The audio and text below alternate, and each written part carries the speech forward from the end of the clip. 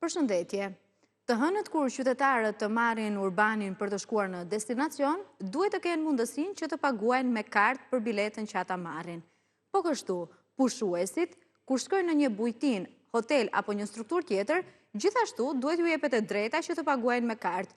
Ky është detyrimi që është në orët e fundit për t'u zbatuar.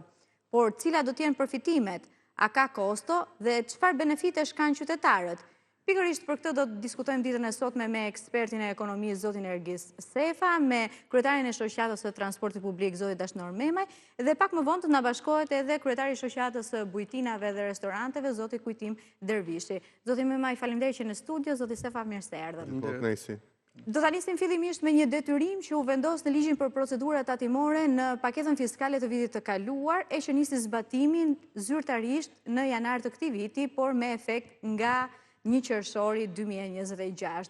Qeveria vendosi që të caktoj si detyrim për të gjitha kompanitë që operojnë në sektorin e transportit, por edhe ato të strukturave akomoduese, që të instalojnë terminalet POS ose terminalet ku qytetarët mund të paguajnë me kartë për shërbimin që ata marrin. Në rastin konkret, të gjithë subjekte që operojnë në fushën e transportit, përmes regjistre do t'ju ndihmojmë cilat janë kategoritë që automatikisht futen në këtë detyrim.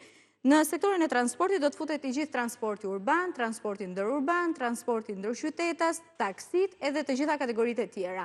Më pas janë kategoritë që futen tek shërbimet turistike, tek strukturat akomoduese, duke filluar nga bujtinat, hotelet, resortet, blok apartamentesh, motelet dhe të tjera, si dhe institucionet publike. Pra, për çdo shërbim që ju merrni nga institucionet publike ku duhet të paguani, duhet ju jepet mundësia që të keni si opcion le themi edhe pagesën me kartë dhe jo me kesh.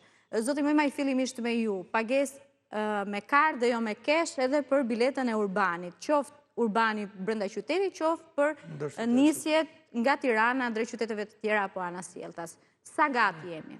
Shiko, transporti është kaq kompleks edhe realisht në çdo tryezë apo diskutim kemi dhënë propozimet tona se kur është gati dhe kur mund të bëhet pagesa, po themi nëpërmjet kartës.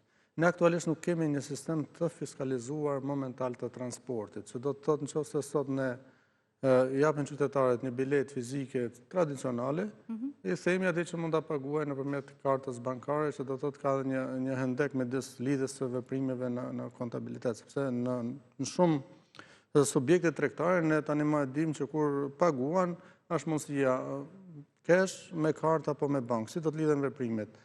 Është moment tjetër që transporti publik nuk ka një platformë të mirëfillt që çdo qytetar në moment që ti thua të paguash me kartë, ka një platformë që të paguajë nëpërmjet webit. Lidhet me veprimet që të paguajnë edhe të shkojë pagesa në shoqëritë e transportit apo edhe në një institucion pastaj që të bësh shpërndarjen.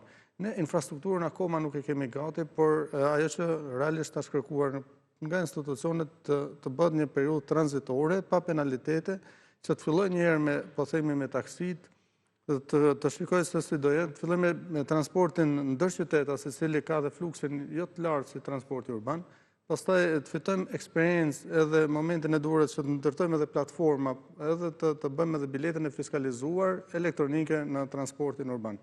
Vetëm atëherë mund të kemi një mundësi për të paguar nëpërmjet kartës.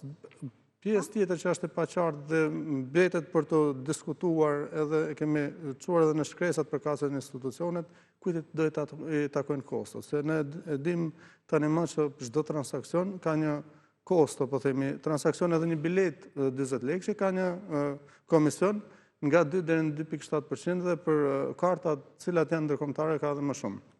Kush do të paguajë këtë kosto të shtuar? Sepse marr parasysh edhe volumin e madh që mund të ketë përdorimi i pagesave nëpërmjet kartës.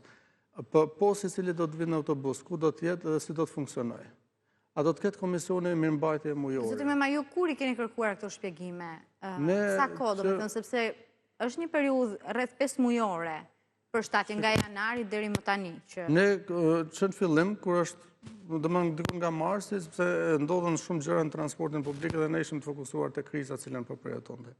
Që nga marsi ne bëm një shkresë për të marrë një përgjigje, saktësisht për të shtyrë afatin dhe të spaku deri në fund vitit që të ndërtohen platforma, kemi gati për të ofruar këtë shërbim që mendojmë ta ofrojmë siç duhet.